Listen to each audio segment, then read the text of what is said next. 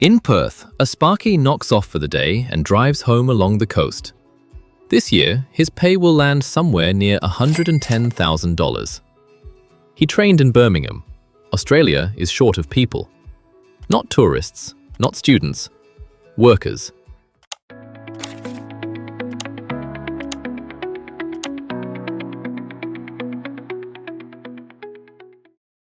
The kind who wire a house, set a broken bone, pour a foundation, teach a room full of 7-year-olds. And quietly, without much fuss, this country has spent years looking abroad to find them. A great many of the people it finds come from the United Kingdom. Across Britain, the folks who keep the country running are tired. Nurses, carers, builders, teachers, stretched thin, worn down, and more often glancing at the map. On the other side of the world sits a country with the opposite problem. Too much work, not enough hands. This is not a rumour. Every year, Australia's own labour agency counts the jobs it cannot fill, and the same names keep coming back. Healthcare, construction, engineering, education. 139 occupations have sat in shortage every single year since 2021. The gaps are not closing, they are hardening. Trades are the hardest of all. Across the country, fewer than 55 out of every 100 trade vacancies get filled. Nearly 1 in 2 trade roles is short of hands. For a plumber, a sparky, a chippy back in the UK, that is not a statistic, it is an open door. So let us walk through who Australia is actually asking for and what those jobs pay. Start with healthcare because it sits right at the top of the list. Registered nurses, aged care and disability support workers, physiotherapists, occupational therapists. The population here is aging, and the country is not training new carers fast enough to keep up. In some towns, an aged care home will sit half-staffed for months, waiting. For a UK-trained nurse, there are few places on earth that want you more. Then the trades, where the numbers turn heads.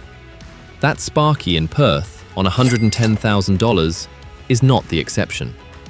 Carpenters, welders, plumbers, refrigeration mechanics, all in short supply, all on good money. And a tradie often reaches permanent residency faster than someone behind a desk. Australia is now building an entire new system just to recognise overseas trade qualifications more quickly. In plain terms, it is rolling out the welcome mat for skilled hands. Engineering next. Civil, mechanical, electrical, structural. The country is in the middle of a long build.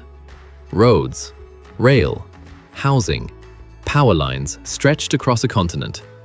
And there are simply not enough engineers to design and run it all. Then construction itself. Not only the trades on the tools, but the people who run the sites. Project managers, construction managers, estimators. Australia is trying to build hundreds of thousands of homes it does not yet have, and it cannot find enough people to manage the work. Then teaching. Not every teacher, specific ones. Early childhood teachers, secondary teachers in maths and science. These sit on shortage lists in every state and territory, which almost nothing does. If you stand in front of a classroom in Britain, a classroom over here may be holding a space for you. And the newer names on the list: cybersecurity specialists, software engineers, data analysts. A country going digital in a hurry, and short of the people who keep it safe. 5 fields, 1 pattern. Australia is not short of people in general. It is short of skilled people. The qualified, the trained, the experienced. If that is you, the country has a reason to want you. Now, there is a question that stops a lot of good people before they start. Am I too old? It is the most common worry there is, and most of the time it is misplaced.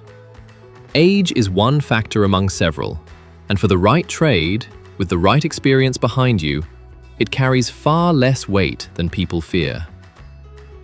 Plenty who were sure 45 was the cutoff are living here now, working, settled. They almost did not ask. And you do not have to land in a big city. Some of the strongest chances sit out in the regions. The smaller towns and coastal places crying out for nurses, teachers, tradies.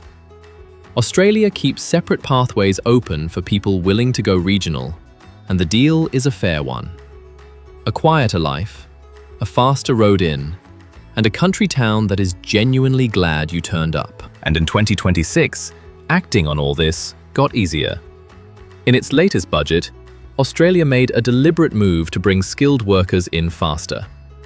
The wait for a skills assessment, long a quiet killer of good applications, is being cut.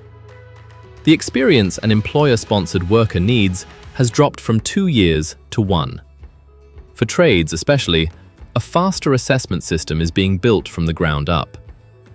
But here is the part the louder channels tend to skip.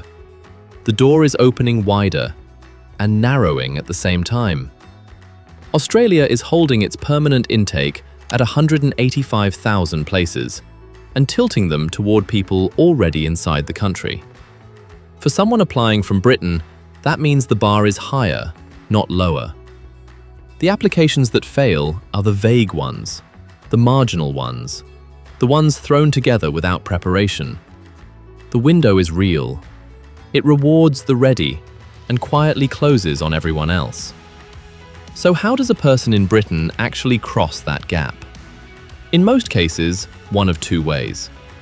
An Australian employer sponsors you for a role they cannot fill locally, the Skills in Demand visa, which can lead, in time, to permanent residency. Or your occupation earns you enough points to be invited on your own, the skilled and regional routes. Which one fits you depends entirely on your job, your qualifications, and the points you carry. None of it is instant. It takes paperwork, patience, and a profile that stacks up. But the visa is the last step, not the first. The first step is smaller than most people imagine. It is finding out whether your occupation is even on the list, and whether your profile is strong enough to compete. What waits on the other side is not a postcard. It is a life. Shorter commutes, houses with room to breathe, a wide brown country with a coastline that runs for thousands of miles, and weekends that belong to you again.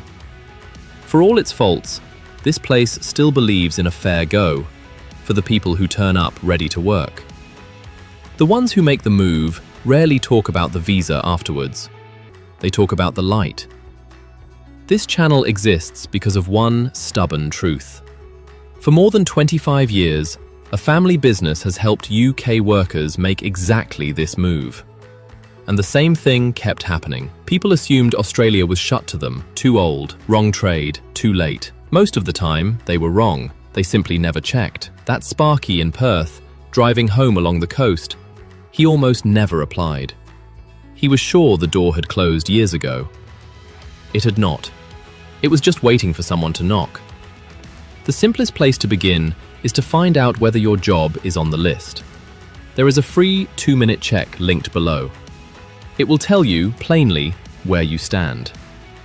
Start the journey to Australia, the lucky country.